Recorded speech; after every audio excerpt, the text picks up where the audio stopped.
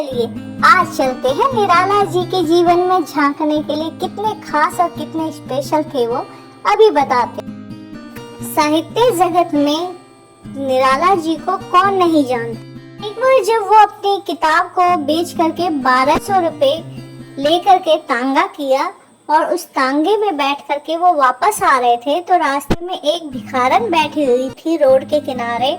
भिखारिन ने जैसे ही निराला जी को देखा तो बोला, बेटा सुबह से मैंने कुछ नहीं खाया है, एक आना दे दो ताकि मैं भी कुछ खा लूं, मेरे पेट की भूख शांत हो जाए। निराला जी ने तुरंत अपने तांगे को रुकवाया और उतर करके बोला, सचमुच में अम्मा तुमने सुबह से कुछ नहीं खाया है? तो भिखारन ने कहा, सच में बेटा आज तो मुझे किसी ने कुछ नहीं दिया है, तुम ही एक आना दे दो ताकि मैं भी कुछ खा लूं और अपनी भूख मिटा लूं। निराला जी ने तुरंत अपने तांगे को रुकवाया और उतर करके बोला, सचमुच में अम्मा तुमने सुबह से कुछ नहीं खाया है? तो भिखारन ने कहा, सच में बेटा आज तो मुझे किसी ने कुछ नहीं दिया है, तुम ही एक आना दे दो ताकि मैं भी कुछ खा लूं और अपनी भूख मिटा लूं। निराला जी ने उसे कहा कि अम्मा अगर मैं तुम्हें एक आना की जगह 1 रुपया दे दूं तो तुम कितने रोज भीख नहीं मांगोगी? तो बुढ़िया ने बड़ी संकोच करते हुए बोला कि बेटा फिर तो मैं 2 रोज भीख बिल्कुल नहीं मांगूंगी। निराला जी ने फिर कहा, अगर मैं तुम्हें 5 रुपए दूं तो तुम कितने रोज भीख नहीं मांगोगी? तो उस भिखारन ने फिर कहा कि मैं 3-4 रोज भीख नहीं मांगूंगी। निराला जी ने फिर उनसे पूछा कि अच्छा अम्मा अगर मैं तुम्हें 100 रुपए दे दूं तो सच सच बताना कितने रोज भीख नहीं मांगोगी?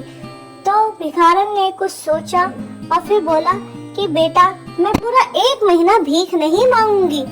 इस तरह निराला जी धन राशि बढ़ाते जा रहे थे और उस भिखारन से पूछ रहे थे कि अम्मा कितने रोज भीख नहीं मांगोगी? तो वो भिखारन भी राशि के हिसाब से दिन बढ़ाती ही जा रही थी। लास्ट में निराला जी ने पूछा कि अम्मा अगर मैं तुम्हें 1200 रुपए दे दूं तो तुम कितने रोज भीख नहीं मांगोगी? तो भिखारन ने आंखें चौड़ी करके और हैरानी से पूछा, 1200 रुपया?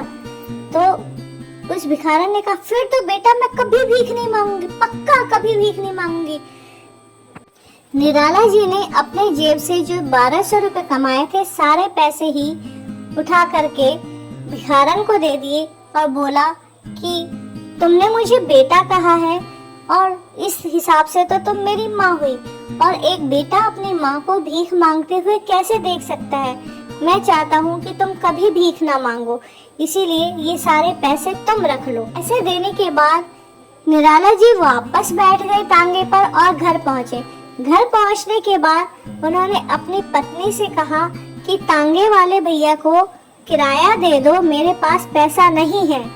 उनकी पत्नी ने उनसे बड़ी हैरानी से पूछा कि तुम तो किताब बेचने गए थे ना और तुम्हें 1200 रुपए भी मिला था, तुमने ये मुझे खुद संदेश भिजवाया था। निराला जी ने कोई जवाब नहीं दिया और चुपचाप शांत खड़े रहे।